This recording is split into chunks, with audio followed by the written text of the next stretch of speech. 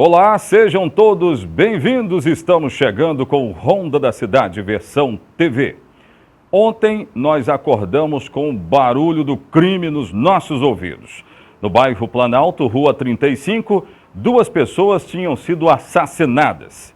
Eu mostrei imagens de ontem ainda de uma pessoa chegando na 16ª Delegacia Regional. Essa pessoa, um jovem de 17 anos, apontado como autor. Hoje eu vou trazer o depoimento deste jovem dado à Polícia Civil. Ele disse que sim, foi ele quem atirou e deu os motivos, as motivações. Eu até falei que a resposta precisa vir através exatamente dessas motivações. O que levou este jovem a tirar a vida de 2 pessoas e cometer uma barbárie? Eu já quero adiantar que não há motivo que justifique isso. E é um crime que precisa ser combatido com rigor. Mas o que é que ele teria dito para o delegado André Jareta e a equipe do delegado André Jareta? O inquérito vai ser finalizado agora, nesta semana. O que disse o menor ao delegado, aliás, à imprensa, o que ele disse, ele deu entrevista. Nós não vamos mostrar o rosto, né? Mas ele falou em entrevista. Põe no ar. Em questão lá do casal lá, senhora, foi porque ele estava mandando mensagem para minha mulher. Aí foi lá e teve esse acontecimento aí. Você já estava analisando a vida do rapaz antes de você atirar contra ele? Como é que foi? Você não estava gostando da situação e foi analisando a vida dele até ter uma oportunidade, ou foi de cabeça quente que você cometeu o crime? Não, aconteceu isso aí eu fiquei analisando, que ele mandou as mensagens, fiquei analisando sobre ele, aí ele passou lá num horário um dia antes, eu não consegui pegar ele, aí no outro dia consegui pegar ele. A mulher que estava com ele na moto também era alvo? Você queria tirar? Não era alvo não, porque o primeiro disparo varou a vítima e acertou o passageiro de trás. Aí, mas sem intenção nenhuma contra a mulher.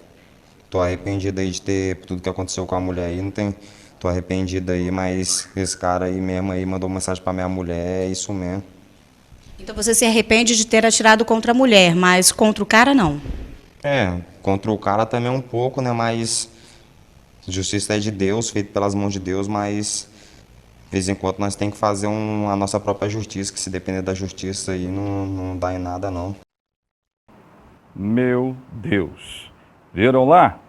A menina só morreu, entendeu, edição que está me acompanhando aí? A menina só morreu porque ela estava na linha do tiro. É um absurdo ouvir um negócio desse, né? Aquela história de contar até 10, independente do problema que você esteja passando, nada justifica um duplo homicídio. Mas sabe qual é o problema dessa história? Eu ainda estou aguardando o Dr. Oswaldo Ambrosio, ele deve vir hoje ao programa. E eu quero saber, esse menor aí, bota a imagem dele aí, bota a imagem dele de novo. Esse menor, ele vai completar 18 anos no mês de dezembro. No mês de dezembro ele completa 18 anos. E aí a pergunta, o que vai ser imputado a ele de acordo com as regras, de acordo com a lei, de acordo com o que diz a justiça?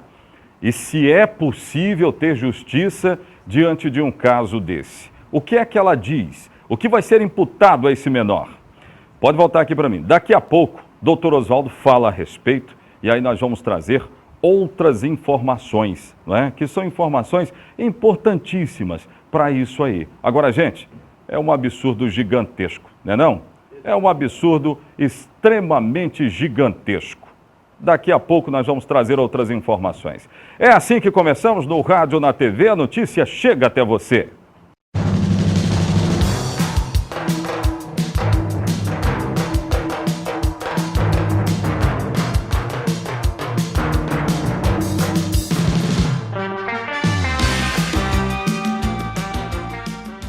Pois é isso aí, gente. Olha, através das redes sociais eu quero que você vá lá e diga, dê a sua opinião acerca de tudo aquilo que nós estamos comentando. O povo de Linhares, Soretama, Rio Bananal, precisam comentar esses casos que nós trazemos. Infelizmente, é a face cruel da sociedade, não é? É a face cruel. Tem gente que fala assim, eu não gosto de ver o Ronda. Por que não gosta de ver o Ronda? Porque o Ronda mostra esse tipo de coisa. Mas não é importante saber que existe? Não é importante você saber que existe para lutar contra? Então é por isso que nós estamos aqui. Mas o que diz o delegado do caso? O delegado também falou, André Jareta, não é? É o delegado de crimes contra a vida, ele também falou. O que é que o menor disse para ele em depoimento? Será que ele disse a mesma coisa que diz para os jornalistas, para a nossa repórter Juliana Dias? O delegado, põe no ar.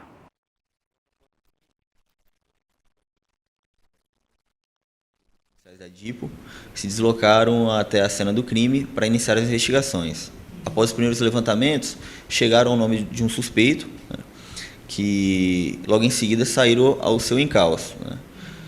Cerca de 2 horas depois do crime, conseguiram localizar um adolescente com 17 anos de idade e imediatamente ele confessou a prática do crime.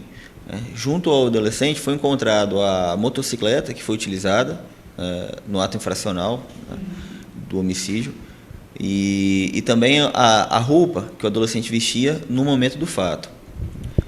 Qual foi a motivação do crime? O menor, na hora que ele confessou o crime, durante o depoimento, ele falou qual foi a motivação do crime? Assim, conforme apurado e conforme o próprio adolescente confessou, a vítima, o Edmilson, ele estaria mandando mensagens tentando marcar o encontro com a namorada do adolescente autor. Né? Isso gerou um inconformismo, a ira dele, razão pela qual ele desejou matar a vítima. Ele objetivava matar só o homem e, infelizmente, acabou atingindo também a mulher que acompanhava o homem no momento. Então, na realidade, o alvo só era o rapaz, a mulher não. Exatamente, o alvo era exclusivamente o homem, mas, infelizmente, como a mulher o acompanhava, muito provavelmente os projéteis transfixaram o homem e acabaram também atingindo a mulher. Foi um crime passional, né? Sim, conforme apurado, conforme o adolescente confessou, trata-se de um crime passional. De um ato infracional, na verdade, análogo ao homicídio passional. Agora, o que vai acontecer com o menor? Ele foi apreendido em flagrante, né? Amanhã ele será apresentado ao Ministério Público e assim que sair a decisão judicial de internação, ele será levado à unidade IASES Norte para ficar internado. Viu lá? O delegado disse assim, ato infracional análogo ao homicídio, à prática do homicídio. Sabe o que quer dizer? É assim que eles tratam o menor, é assim que a Constituição trata o menor. Quando é o menor, é análogo, essa citação precisa ser dita, não é? Exatamente para diferenciar o crime quando é um adulto que o comete. Significa dizer que a pena imposta para ele, eu não sou advogado, mas eu aprendi com esses caras que vêm aqui. Significa dizer que a pena imposta para ele só pode chegar a 3 anos. Decore isso. Ato infracional análogo ao homicídio só pode chegar a pena a 3 anos. Agora dorme com um barulho desse. Mostra lá a cena do crime. Nós temos a cena do crime aí para mostrar. Eu vi vários parentes lá que estavam atordoados, não sabiam o que fazer. Seguramente não. Né? Parentes da menina, Jacimara, se não estou enganado, Edmilson também, né? E todos estavam muito transtornados, querendo justiça, querendo saber o que de fato estava acontecendo com relação àquilo ali. E aí, como é que a gente vai lidar agora com a tristeza desse público aí, ó? Muita gente chorando a morte dessa menina que morreu, mas aí é que está o detalhe da investigação, né? O menor disse que ela estava na linha do tiro. Só que quem aparece primeiro aqui, ó, perto da moto, quem aparece primeiro é a menina. Eu não sei se a polícia vai investigar mais coisa desse caso aí, não sei. O segundo corpo, mais à frente, era assim, do homem. E ele está dizendo ali que ficou nervoso por causa de mensagens, não sei o quê, aquela coisa toda. Volto a repetir, independente do que você possa estar vivendo, do erro que você possa estar vivendo, nada justifica uma cena dessa. É um crime hediondo demais e nós precisamos tratá-lo como tal, como hediondo demais. Daqui a pouco nós vamos saber mais sobre as nuances jurídicas de um caso desse, um caso brutal que chamou a atenção de moradores ontem na Rua 35 do bairro Planalto. Daqui a pouco eu volto com outras informações. Perde não!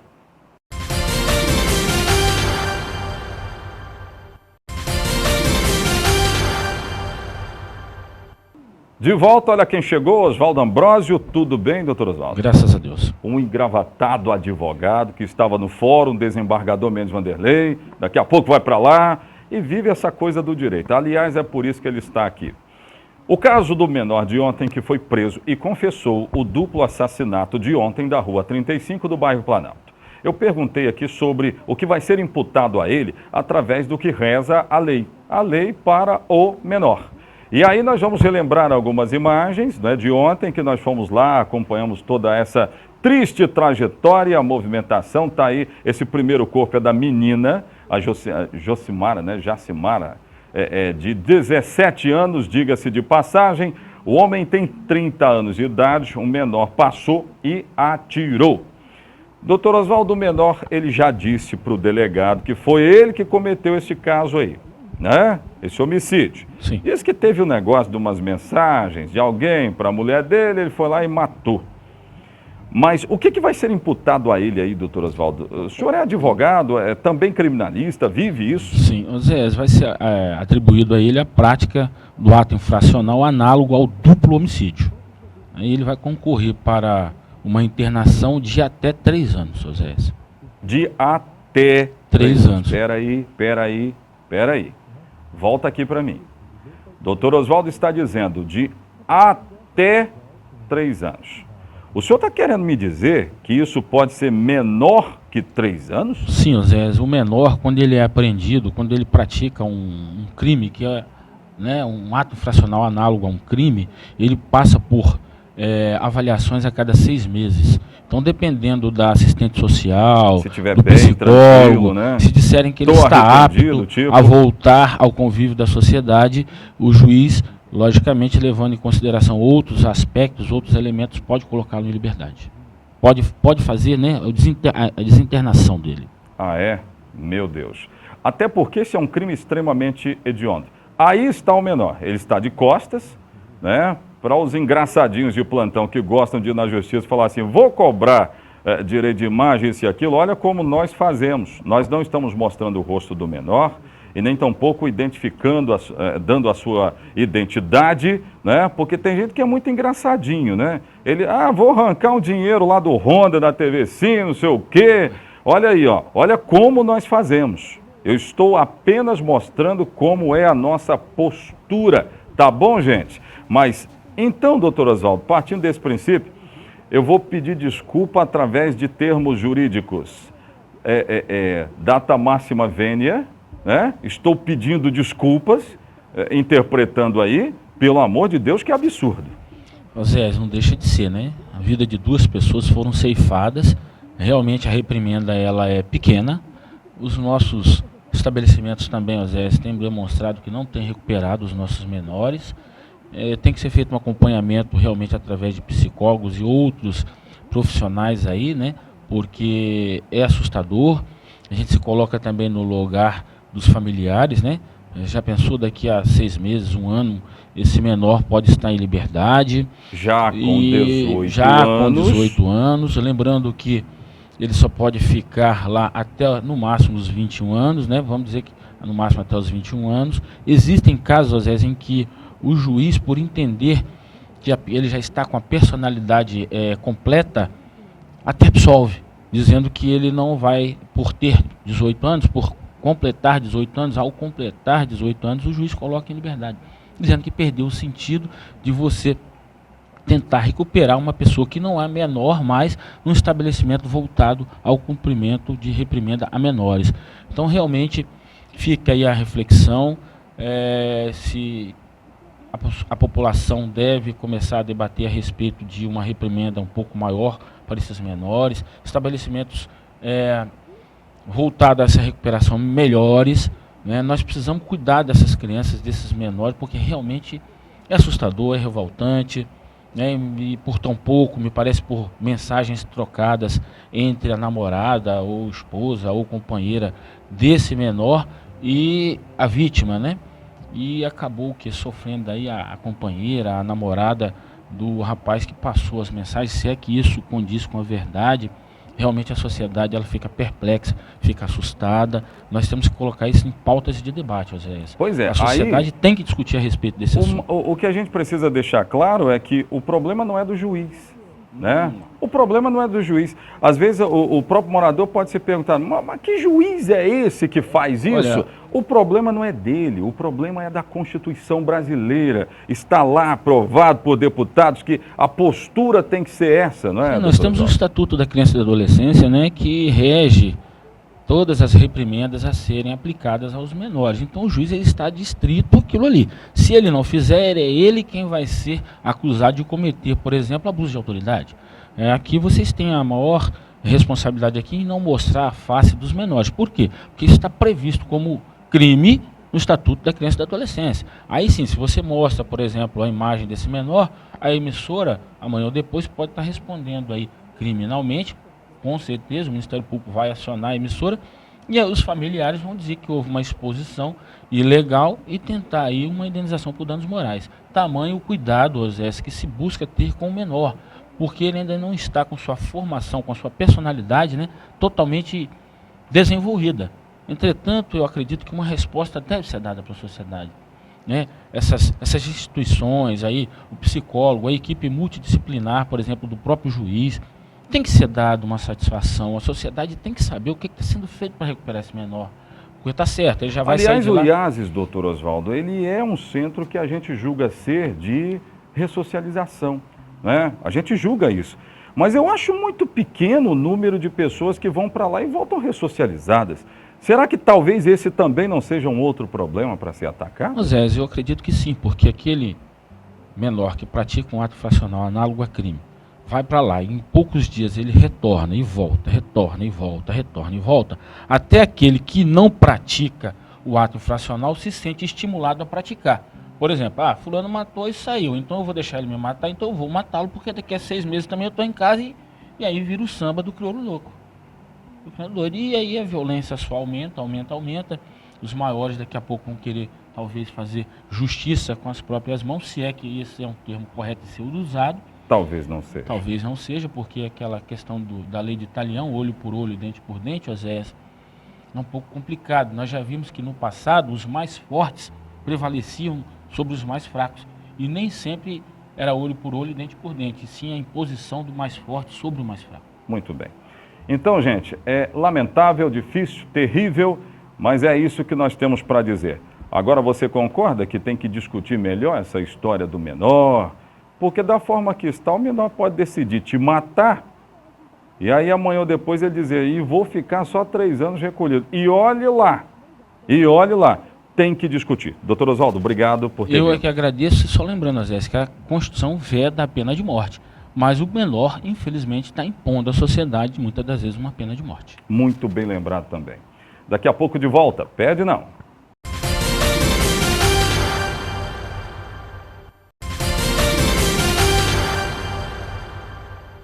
Gente, são muitos recados, muitas pessoas querendo ser abraçadas aqui pelo Oséias Farias, que completou aniversário ontem. Obrigado, viu, gente? Muitas pessoas me abraçaram, disseram, tomara que essa data se repita por muitos e longos anos. A dona Lúcia, que mora, aliás, trabalha na empresa Móveis Linhares, um doce de pessoa.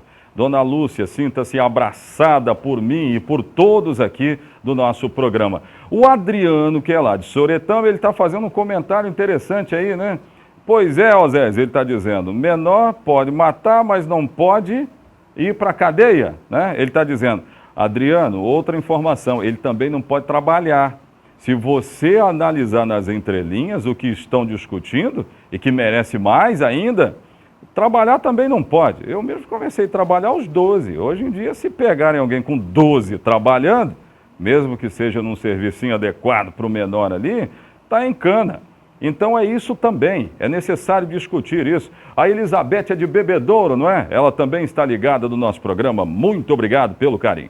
Gente, você já cuidou do seu coração? Depois desse barulhão que eu acabei de noticiar aqui, só cuidando do coração.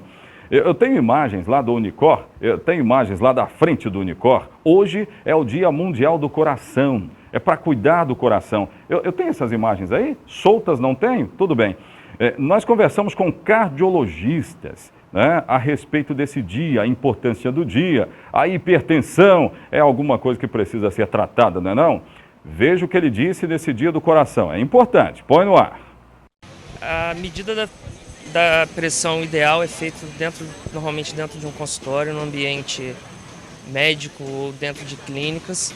O paciente precisa estar, no mínimo, a 1 hora em repouso, sem fazer atividade física, com a bexiga vazia, sem ter tomado café ou algum estimulante na véspera, sem ter feito nenhuma atividade física, pelo menos 1 hora antes da ferição da pressão. Uma vez não observando todos esses requisitos, pode dar alteração, então, e um tratamento, de repente, mediante a isso é uma enganação. Normalmente o diagnóstico de hipertensão arterial não é feito com uma medida isolada. É feito um acompanhamento desse paciente ao longo de algumas consultas médicas. E se o médico achar que essa pressão se mantém elevada, mesmo com algumas visitas, no mínimo 2, a gente pode sim começar o tratamento, seja ele medicamentoso ou apenas com mudança de estilo de vida ou a combinação dos dois. Porque mais importante do que medicamento é você alterar seu estilo de vida para fazer prevenção de doenças que podem ser complicadas pelos fatores de risco relacionados à doença de coração, que nem diabetes, colesterol alto, uma má ingestão de alimento, ingestão de álcool, tabaco. Então, as doenças do coração são multifatoriais, tem vários fatores envolvidos. Tem o componente genético que a gente não consegue modificar, mas tem uma série de melhorias que a gente pode fazer no nosso estilo de vida, que a gente pode tentar minimizar esses efeitos de causas tratáveis, de causas modificáveis. Quando é que uma pessoa é dada como hipertensa, doutor? Quando a pressão dela, medida nessas condições ideais, permanece acima de 140 por 90 milímetros de mercúrio. Aí é hipertensa, é considerado uma hipertensa. Considerado hipertensão, e as metas de tratamento aí depende dos outros fatores de risco, de acordo com lesões em outros órgãos, acometimento de outras estruturas do corpo. A importância do dia de hoje para lembrar que o coração precisa de cuidados, doutor, principalmente o que está acontecendo aqui na frente do Unicor Rio Doce. A importância desse dia é principalmente a gente se atentar na prevenção. A gente diminuir os fatores de risco associados às doenças cardiovasculares e minimizar esse impacto a longo prazo é mais importante do que medicamento, exames. A prevenção é o principal foco nosso. Eu medi a pressão, a minha pressão estava 13 por 8, lá mesmo, na frente do Unicor. O médico disse que estava boa, estava tranquila e coisa e tal. Estava no turbilhão da matéria, não é? Então, 13 por 8. Então tá legal. Agora só não pode ir lá nos 14 por 9, né? É o 140 por 90 que ele disse. E essa senhorinha que apareceu nas imagens aí, a ciclista, tinha acabado de pedalar, os médicos disseram, olha, não é legal não, estava pedalando, pô, vai aferir pressão, que história é essa? Acabou dando 11 por 8 a pressão dela, tá boa demais. Gente, cuide do seu coração. O Ronda fique por aqui, um abraço, amanhã estaremos de volta. Tchau, tchau.